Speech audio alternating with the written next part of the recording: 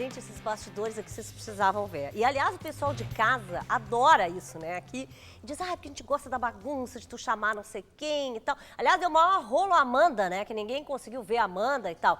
E eu queria mandar um beijo para esse povo todo que falou comigo aí nas redes. A Maria Júlia Poa, tá? Gerson Pulgão, Marisa Colione, Natalício Boeira, Daniela Cunha. A gente tá dando alguns nomes, tá, gente? Assim, por sábado, porque senão fica muito complicado.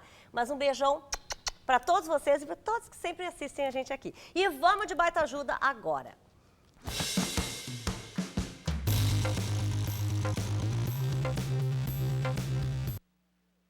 Bom, hoje o assunto da Claene, eu quero dizer para você o seguinte, não tem. As pessoas dizem assim, mas é tão fácil, né? Você chega lá, pendura um quadro na parede e pronto.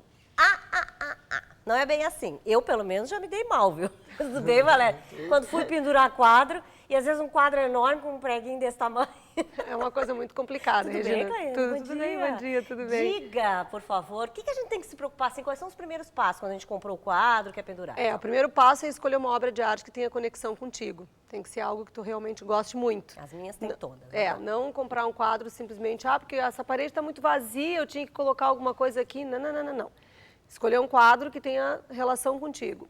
O segundo passo é que tu escolhas uma moldura que tenha relação com a obra. A gente está vendo e umas não fotos com lindas o sofá. ali, Eu trouxe várias imagens assim, porque as pessoas têm muita preocupação. O meu sofá é amarelo, então a moldura do meu quadro tem que ser amarela. Não, a moldura tem que combinar com o quadro. Se a pessoa não sabe fazer sozinha isso, vai numa galeria de arte. A maioria das galerias possuem o serviço de emolduramento. Tu pode levar a tua obra na galeria e pedir orientação para o pessoal que eles ensinam. Tu escolher a melhor moldura para o tipo de obra que tu tem, porque é muito variado, se é óleo, se é estilogravura, se é fotografia, é muito complexo esse assunto.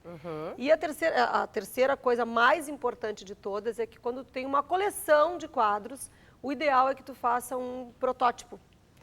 Desenha em papelão, um projetinho, papelão, papel pardo, papel de pão, jornal, o que tu encontrar pela frente, os quadros que tu tens, e aí tu distribui pelo tamanho, faz um mosaico no chão, daquilo que tu falar de mosaico hoje também, mas não é sobre quadro. Faz um mosaico no piso do que tu está imaginando, e aí depois que tiver decidido, então tu transfere isso para a parede. Isso são coisas importantes. E tem todas aquelas medições, né, que a gente tem que fazer direitinho. Sim, a gente tem que manter, por exemplo, do encosto do estofado 25 centímetros de distância da parte de baixo do quadro, para evitar que quando tu te encoste, tu não bata com a cabeça no quadro, o quadro venha. A outra alternativa é quando tu está usando uma única obra, que tu nivele por ti, o centro da obra é o centro dos teus olhos. Se a distância não ficar a 25 centímetros do sofá, tu sobe um pouquinho, mas cuida para não colocar o quadro muito alto, para não ficar todo torto na hora de olhar. E eu não posso ver quadro torto, gente. Eu tenho um problema seríssimo com isso. Se eu chegar na casa de uma pessoa e enxergar o quadro torto, acabou, não sei nem que estão conversando mais. É horrível, porque eu pergunto, dá licença de eu ali. Dá para cortar, dá para arrumar. Porque normalmente é quando limpa, né, Regina? As pessoas que vão limpar, passam o paninho, eles botam no lugar, mas nosso nível é diferente da maioria, né? Então a gente olha e vê aquela coisa tortinha, muito chato isso mesmo. E outra coisa que é importante o pessoal observar, tem algumas obras que são pequenas e ao invés de ter gancho dos dois lados, para tu colocares 2 furos para prender, eles têm um arame atrás. Aí a pessoa mede a parede e esquece da distância que o arame está da borda da moldura. E aí fura a parede. E aí quando bota o quadro fica com aqueles 10, 12 centímetros maiores. Então a pessoa tem que observar isso também. Se atrás tem o ganchinho cheio de dentinhos, que é o melhor de todos, porque são 5 dentinhos numa barrinha de ferro, que aí tu pode botar no meio, no cantinho, para nivelar.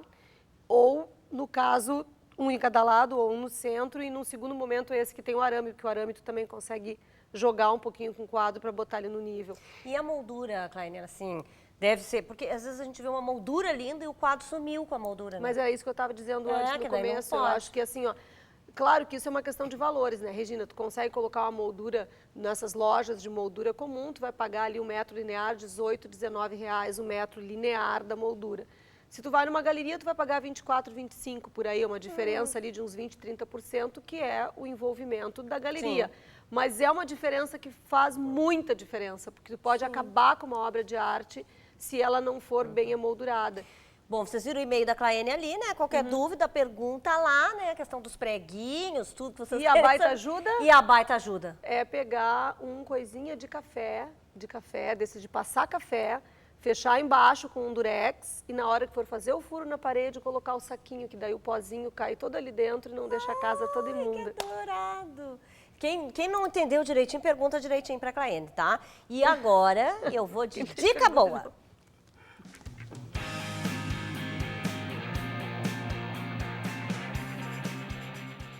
Muito bem, falei que ia falar de mosaico. Tudo bem, Pozanato?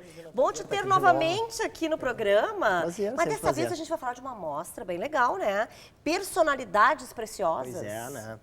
15 Quem anos. são essas personalidades? São 10 personalidades nacionais e internacionais, tá? Eu levei mais ou menos 2 anos para produzir todas elas, porque são milhares de pecinhas por quadro. Sim, porque tudo em mosaico, né? Vamos deixar bem claro. A gente já tem imagens aí para mostrar, Claro que tem Adriano alguma aí. Sescani, meu diretor, por favor. Aí, ó. Ó o Chaplin. Lindo, gente. É. E são pedras, eu sei que tu São tô sabendo que pedras de joias. preciosas, joias. Tu faz joias. Ali, ó, esse fundo é ametista. Ametista é uma pedra de joias, né? Anéis, brincos, Tem que deixar no colares. cofre esses... Pois é, bem guardadinho. Esse E é tu o que eu mais como é que gosto. foi teu critério de escolha para essas Na verdade eu personalidades? pesquisei muito, assim, no que as pessoas, nas personalidades que as pessoas mais conhecem, mais se relacionam, né? Hoje o Papa está muito conhecido, verdade. tem sido muito popular, né? A Gisele é uma personalidade brasileira que é conhecida internacionalmente, né? Então, assim, eu fui escolhendo Ela ser sozinha através já é de uma lista. joia, né, gente? Ela sozinha já é uma joia. A alegria da Ivete, conhecendo o Brasil inteiro. É verdade. E essa mostra, ela já tá, a gente já pode ver quando é que entra? Então assim, ó, ele está aberto à visitação de terça a sexta, pela parte da tarde, mediante agendamento, porque o nosso ateliê continua produzindo ao mesmo tempo que a mostra Ai, que tá, loucura isso. tá em A gente tá vendo aí o exposição. endereço, ó, direitinho, e vai até dia 29 de abril, né? Isso, exatamente. E são quantas peças? São 10 peças, tá? Pode aumentar, não, isso ainda? Então, assim, ela é muito demorado fazer, enquanto eu vou tocando também minhas produções, minhas encomendas, né? Atualmente eu estou trabalhando para o Motel Coliseu, tô fazendo cabeceiras para suítes luxo. Então, em paralelo com a minha atividade, eu tento produzir também as personalidades preciosas. Eu tenho já uma lista de novas 10 personalidades que eu quero incluir, entre elas a Marilyn Monroe, os artistas o Leonardo da Vinci, o Van Gogh. Tem E uma tu falaste série ali da ametista, né, que tu usou. Que pedras que tu usaste? E, assim, é muito complicado, quer dizer, fazer formas humanas com essas pedras? É bem complicado. Realmente tem que ter uma trajetória, porque o que está envolvido nesses quadros aí, fundamentalmente, é o domínio da Gestalt. O que é a Gestalt? É a psicologia das formas. Pois bem, a pedra semipreciosa, ela se apresenta em estado natural. Ele é um seixinho rolado, né? Então eu não talho ele, eu uso ele naquele formato. O Gestalt por exemplo, é como a gente percebe um olho, né? Geralmente pela linha preta em cima, pela linha preta de baixo, pela pupila e pelo cristalino. Então, conseguindo fazer isso, tu consegue dar a sensação do olho. O nariz geralmente é um contorno. A boca é bem complexa. Se for observar os quadros de perto, se observa que tem esse domínio da Gestalt. Isso aí requer bastante tempo para o artista dominar. Tanto é que eu fiz isso após 15 anos de trajetória. E tem a pedra, assim, que é muito difícil de trabalhar? Bem, essas pedras todas elas são colocadas inteiras, né? Tá? O que é o Mas desafio... a mais difícil, assim? O que é o difícil é conseguir a pedra na cor certa, no tamanho certo, tá? Que para mim obriga então viajar até os centros de distribuição dessas pedras que a gente tem aqui na nossa Serra Gaúcha e lá escolher exatamente os tons, selecionar os tons, as E tu misturas. selecionou, assim, por exemplo, tons que tu achava que tinham a ver com as pessoas, não? Com as É personalidades? muito difícil, em alguns casos, por exemplo, aí apareceu o Dalai Lama, que foi para mim um dos maiores desafios, o tom da pele dele. E a foto dele mostra ele um pouco com a cabeça abaixada, então tem uma parte da pele dele na sombra, uma parte iluminada. E assim, ele já é um tom oriental, que já é um tom difícil. Então assim, ó, tu tem que buscar. E as pedras são todas com colorações naturais, nada tingido. Então tem que buscar na disponibilidade da natureza, entre as pedras preciosas, o tom mais próximo daquilo ali. Tu não tem exatamente o tom. E o rosto, como tu vai ver em todos os casos, não é um tom só. São degradês de tons. Gente, Bom, olha, desafio meus incrível. parabéns. Adorei Maravilhoso. trabalhar. Adorei o E desafio. tá aí, então todo mundo pode conferir o teu trabalho, obviamente, né? Isso, mediante agendamento, é um prazer receber. E volte sempre aqui no programa. Muito obrigado Tá pelo bom? convite novamente. Com esse Sempre um talento prazer. todo, né? Gente, vamos lá de meu amigo Pet agora?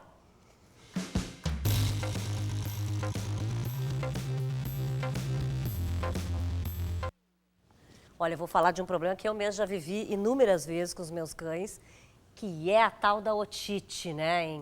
Que eu, aliás, nem sei valer direito se sempre é otite, porque às vezes eles começam a coçar e tal, a gente fala, gente, o que é, né, no ouvidinho e tal.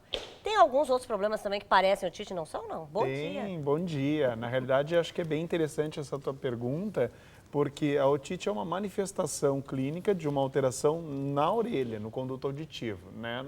Nós vamos falar mais especificamente da otite externa, que é da parte do conduto externo do ouvido. No conduto auditivo dos cães e gatos, ele é diferente do ser humano, ele é como se fosse um L, ele tem um conduto horizontal e um conduto vertical.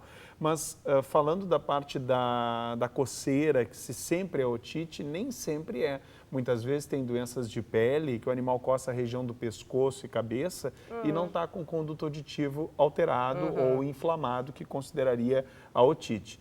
É muito importante a gente ver o histórico, como é que esse paciente vem apresentando as otites recorrentes, as que acontecem, melhoram. Tem raça que tem mais tendência de ter otite? Com certeza, tem raça que tem um conduto com mais cabelo, então esse aí... Então, Shih Tzu deve ser uma delas, porque é muito peludo. O Maltês, o próprio Poodle, tem muito pelo dentro do conduto auditivo que a gente tem que tirar de tempo em tempo, mas não pode fazer uma depilação permanente porque ele também é um pelo protetor. E é um sintoma ruim que às vezes evita até que o bichinho consiga comer, né, Valéria? Quando ele está com muita dor, quando ele está inflamado, até porque tem uma inervação que passa muito próximo ao conduto auditivo do nervo facial. Se ele está com uma inflamação constante ou permanente, ele tem dor, ele não consegue mastigar, abrir a boca e por isso pode se tornar um problema bem grave. Para as pessoas, por exemplo, que dão banho em casa, às vezes, para saber, a água, por exemplo, pode ser uma causa se a pessoa não souber como evitar de entrar na orelhinha? Não é o maior fator causador das otites, tá? Pode cair um pouco de umidade dentro do conduto. A gente sempre orienta que depois do banho se faça uma secagem do conduto auditivo, uma secagem externa, a limpeza com produto específico antisséptico do ouvido. Então, se entrou alguma umidade, se faz a limpeza, evita que aquela água faça a inflamação do conduto. O problema de um conduto que tem muito pelo, com mais a umidade, é gerar inflamação e aí sim dá a dor. Tratamento é rápido, é isso, é limpeza e o veterinário indica um... Na realidade, é importante saber bem a causa da otite, porque ela pode ser uma otite recorrente em um ouvido só, e aí pode ser por um pólipo, e se não for feito o exame do ouvido e não for feita a cirurgia de remoção daquele pólipo, não vai curar nunca o conduto auditivo. Tem que saber qual é a causa, se é por bactéria, se é por fungo, ou se é inflamatória, ou se é porque é alérgico e aí produz muita cera, e por isso sempre vai ter otite, tem que melhorar a pele. Investigando a causa, se faria o tratamento correto da otite e ver se não vai estar ocorrendo recorrências. E naqueles casos onde a recorrência é muito frequente, pode-se pensar em cirurgias do conduto auditivo que elas colaboram com o tratamento ou solucionam um problema. Ou seja, não adianta você chegar lá, botar a gotinha e achar que é só isso. Tem que ir no veterinário, tem que ver que tipo é, né? E resolver, porque isso é muito chato pro bichinho mesmo, né? Gera muita dor, é um problema realmente permanente. Tem proprietários que já estão usando todo tipo de medicamento. O que ele gastou num tratamento inespecífico é muito mais barato se fazer um primeiro atendimento correto, com uma citologia do conduto, saber qual a causa e o tratamento específico. Sem dúvida. Obrigada, Eu que agradeço. Valério. Muito obrigado. A gente sempre esclarecendo aqui, né, o pessoal da equipe Dog Cat, sempre esclarecendo aqui para você, né, os males dos nossos bichinhos. Vamos de limonada zen.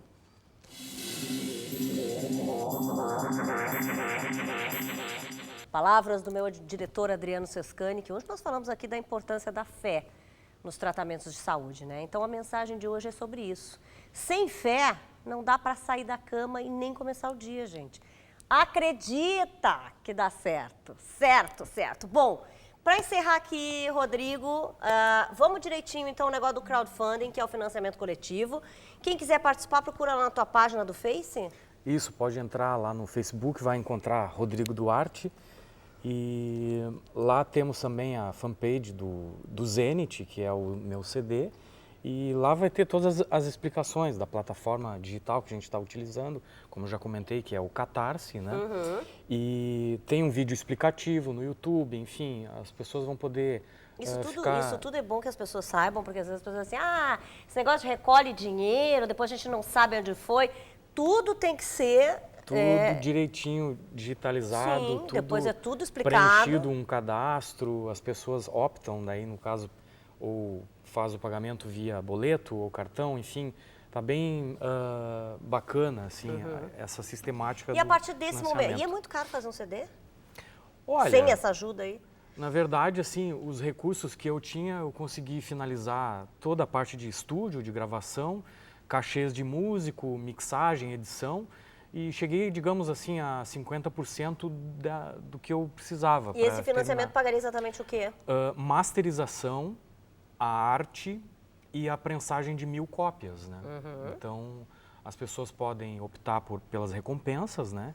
Que vão desde 1 CD, 2 CDs, tem uma recompensa que é um combo que um artista lá de Novo Hamburgo está fazendo, que são aquarelas do patrimônio histórico lá de Dois Irmãos. Sim, porque sempre tem que ter isso, né? São uma recompensa. diversificações, assim, né? Aí a criatividade é o limite, né? A gente vai sempre trazendo coisas novas para tornar mais atrativo. Sem dúvida. Né? E é isso aí, a gente tem que batalhar, a crise está aí, né? A gente tem que isso saber. aí. Não vamos esquecer o nosso trabalho, não vamos deixar de ter fé, né? Que foi o que a gente falou agora. Eu encerro o programa de hoje, é claro, aqui vou pedir música para o Rodrigo, mas mandando um beijo para você aí de casa, pedindo que você não nos abandone. Todo sábado a gente está aqui às 11 horas na Band. Um beijinho no coração de vocês, tá bom? Bom fim de semana.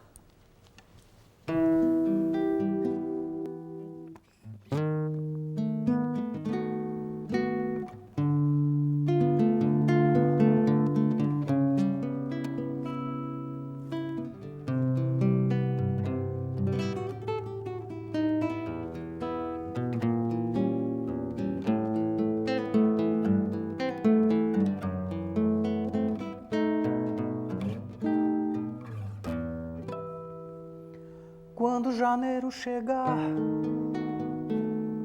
tua indiferença vai me encontrar migrante, arrastando errante, outro inverno pro sul, trocando o norte de ponta, de atrás de um céu sem azul. Náufrago no deserto